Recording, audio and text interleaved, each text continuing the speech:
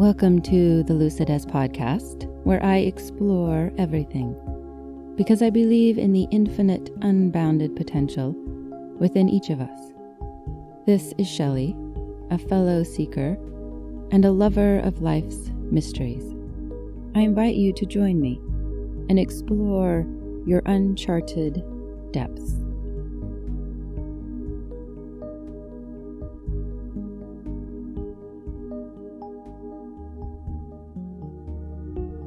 Today, I'm going to share one of the most challenging and scary things I've ever done, which turned out to be an immense blessing in my life. I'll be using two examples, one romantic and the other professional. To begin, I'd like you to join me in a romantic scenario where we both play the first person, I. I am committing to a partnership with the person who is the love of my life. I'm committing to be with them through ups and downs. I'm taking vows that will hold and keep us together through the beginning, the middle, and the end. Which means I'm committing to say goodbye. I may say goodbye at the end of our lives together, or I may choose to say goodbye sooner, or my partner may choose to say goodbye to me. In any case, I commit to say goodbye. I commit to close our partnership with love, respect, gratitude, possibly a closure of heartbreak, of tears and sorrow. The notion of a closure ceremony began a few years ago as I was walking along a beach. I was soothing old wounds from a fresh heartache when I heard a voice inside me. You need to successfully end a romance. The way you end a romance is the way you begin the next one.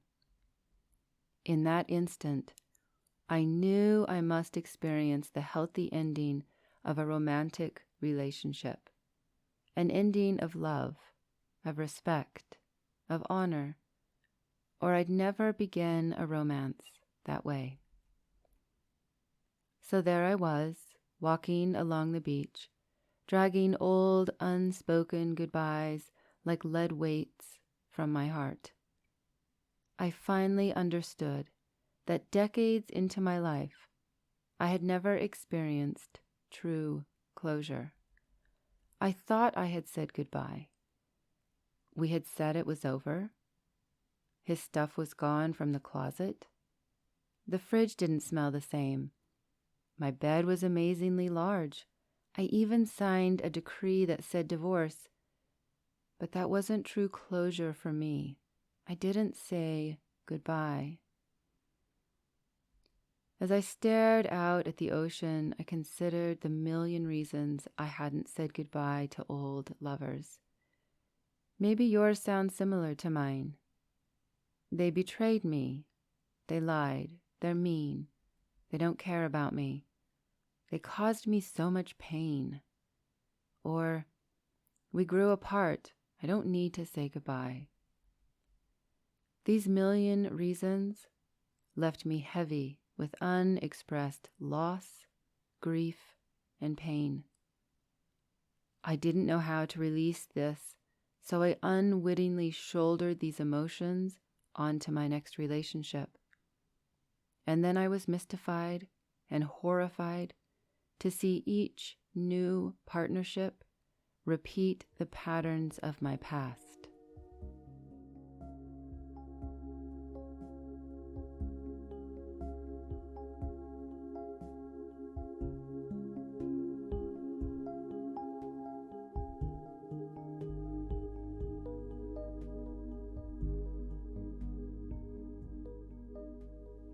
Not long after this day on the beach, a woman told me a story. She and her husband of 13 years invited all their wedding guests, plus the person who married them, to a second ceremony. Only this ceremony was the ending of their vows. The woman told me that many of the original guests as well as the person who married them, came to their second ceremony. These people witnessed the couple they had loved for over a decade end their relationship. They shared in the loss, the confusion, the pain, the love, and the need for closure. When I heard of her ceremony, I wondered how many of my wedding guests would have returned to witness my divorce nearly 20 years later. This question intrigues me because it challenges my hasty answers to the following questions. What is commitment? What is support? And who or what do I truly support? Why do I attend ceremonies I don't believe in and won't support? Does my attendance at ceremonies imply something? What is community? What is family? Why do I gather to witness beginnings and then flee from their endings when people need me most? I'm still wrangling with these questions, and I might do so for this entire lifetime, because I don't want to turn a blind eye upon things I value. Commitment, union, family, community, support, ceremony, beginnings, and yes, endings. These are all sacred to me. They give my life meaning, plus they are my greatest teachers. I'd like to share what I've learned since I first considered a closure ceremony, but before continuing, please set aside the rare circumstance when an adult is 100% innocent.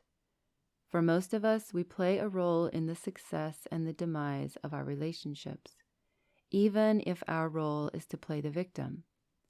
I've played the victim, and I see now how it allowed me to walk away without saying goodbye. But as I said, this got me nowhere. And the whole idea of a closure ceremony is to get somewhere new, to restore our lives with joy, beauty, wonder, and awe. For me to do this, I need a healthy goodbye. And not just to relationships in my past, I need to always say goodbye to those who come into my future and to those who may be present now. I need to thank people for the good times, even when I'm sorry for the bad times. I need to tell people how much I love them, even when they hurt me or I hurt them. I need to know people care for me and tell them that I care too, even though it's over. I need a physical representation of our ending, a tangible release of our shared dream. I need to uncouple our hearts and our lives just as we coupled them. I need to honor our courageous attempt at love. And for me, this requires time and space to say goodbye, to grieve, to accept the loss.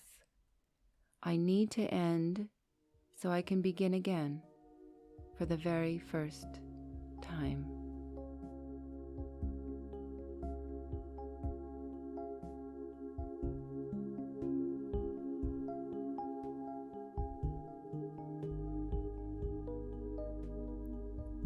So how could I possibly fall deeply, madly in love while knowing I need the romance to end with a healthy closure? I couldn't. So I artfully and unconsciously tucked this closure ceremony deep in my psyche and forgot about it. And then off I went, falling beautifully, madly, and deeply in love. All went well for a while, but the day came when this relationship needed an ending. It was then that I remembered my day on the beach and knew I needed a closure ceremony. I crafted a delicate process from many arenas, some from indigenous rituals I had been taught, others from neuroscience and the power of mirroring, some from my need for authentic connection, and others from the ancient tradition of grief as a healer.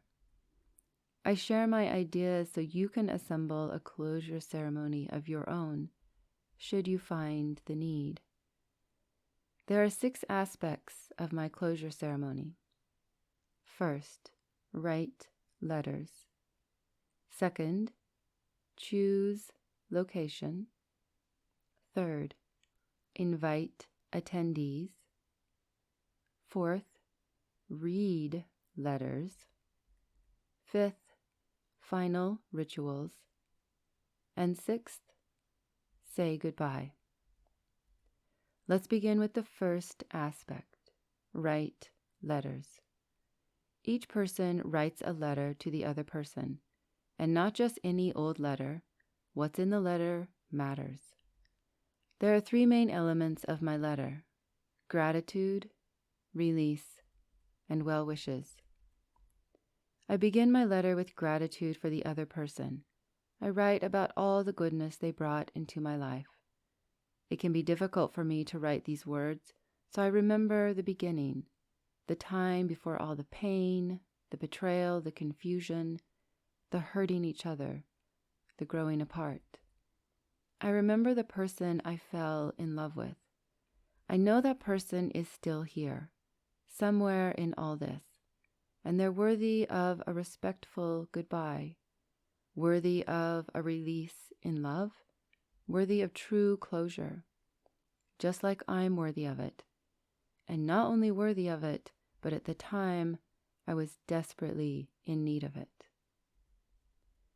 While I write my letter, I dig deep, deeper than my pain.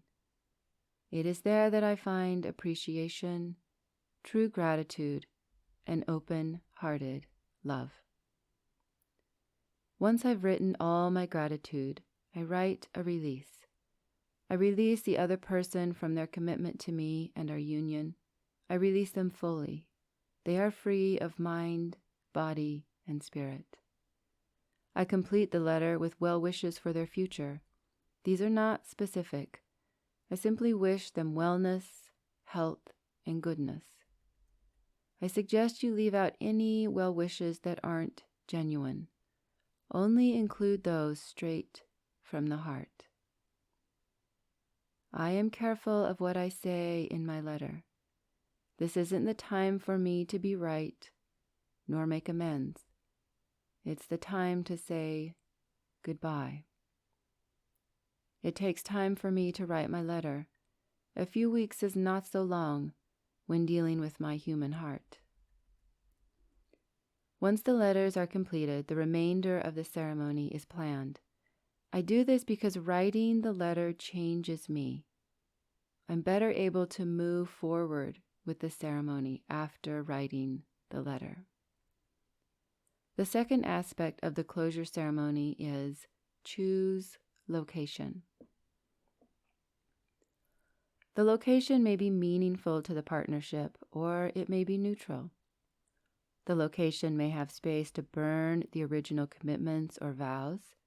It may be indoors or an outside location, somewhere that soothes the process. The third aspect, invite attendees. The closure ceremony may be private, just those in the partnership, or you may be surrounded by people who have loved your union and wish to support your release. You may choose to invite an intermediary, someone to oversee the healthy ending of your commitment. It's important to remember that each closure ceremony is unique. The way it looks and how it's conducted is up to the individuals. Determining these aspects with the other person or persons requires gentleness, patience, and relinquishing control. The irony of this process is that I often give to the other person what they most desired in the relationship. Only I do it now as we conduct our ending. I've done this ceremony twice, and both times I found myself more amenable to the other person's requests, more forgiving of their shortcomings, and of my own. Once the letters are written, the location chosen, and the attendees present, it's time for the fourth aspect: read letters. Each person reads their own letter. Then they trade letters. The person who read second now reads first, only they are reading the other person's letter back to them. I find this rereading very powerful because I hear my words spoken through the voice of the person I have not been able to find harmony with.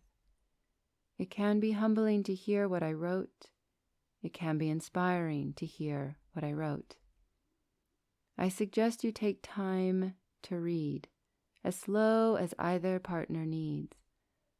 A closure ceremony may be a great emotional release, and it may be far more emotional for one person than the other. This may be due to the terms of the situation's ending. It may be due to a backlog of unhealthy closures that now come to the surface. Or one partner may express loss in a more outward manner. Once the reading is complete, the fifth aspect begins: final rituals. This may include burning the original vows, or burning something else, blowing out candles, exchanging and returning items which were given during the relationship and now feel appropriate to return. Whatever you need to experience closure in the physical realm, to give hearts and minds tangible proof of the loss and the release.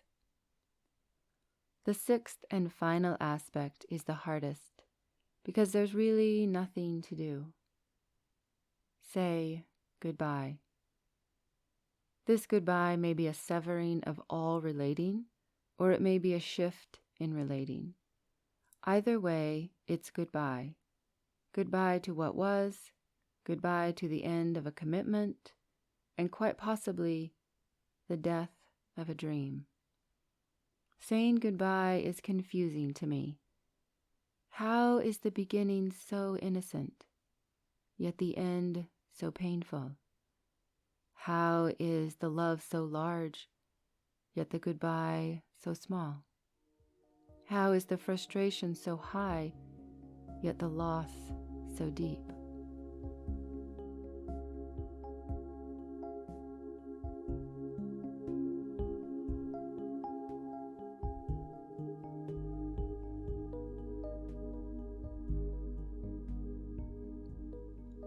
I'd like to review where we've been within my closure ceremony. First, write letters. Second, choose location. Third, invite attendees. Fourth, read letters. Fifth, ritual endings. And sixth, say goodbye. My first closure ceremony took hours.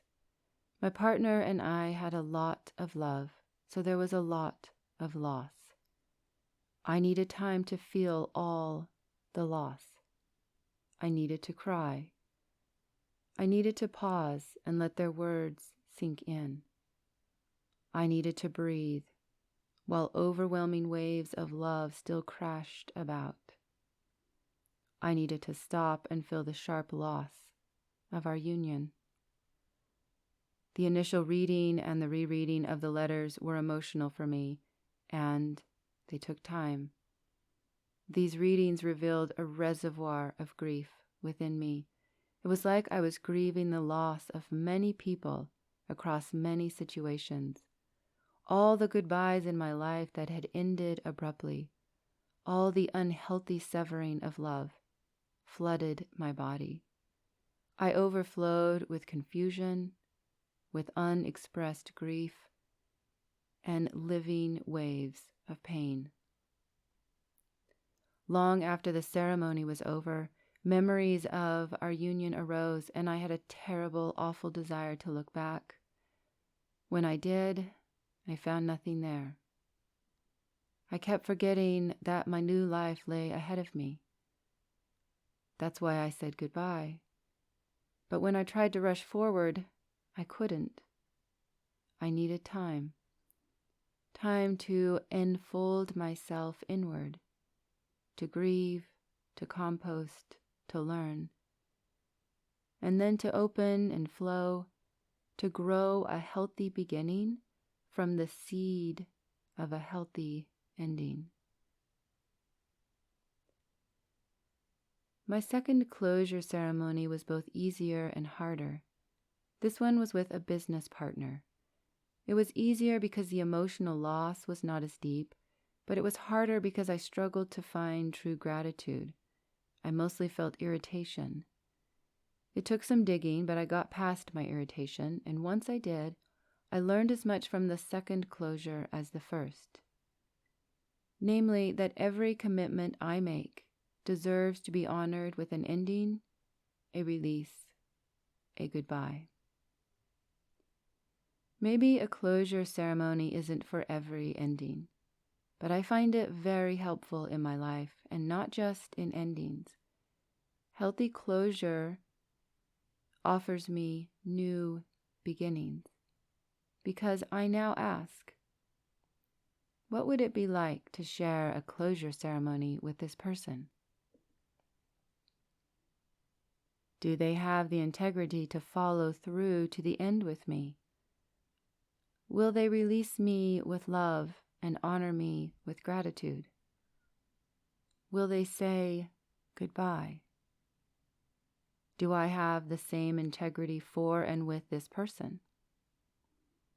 If the answer is no, I reconsider whether this is the right commitment, the right person, the right time.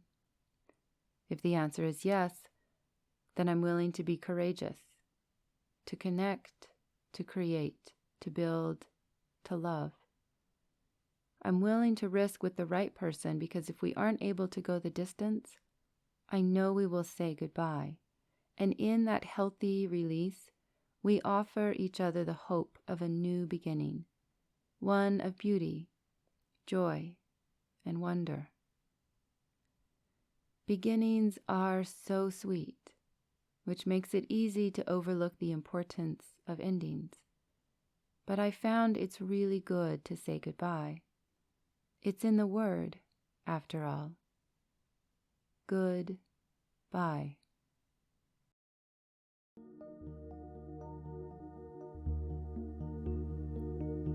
With grace, gentleness, and gratitude, I bid you farewell.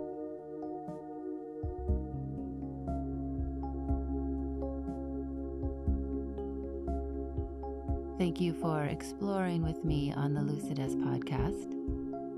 It is my hope that you discovered new wisdom within yourself and are inspired to live your unique strokes of genius.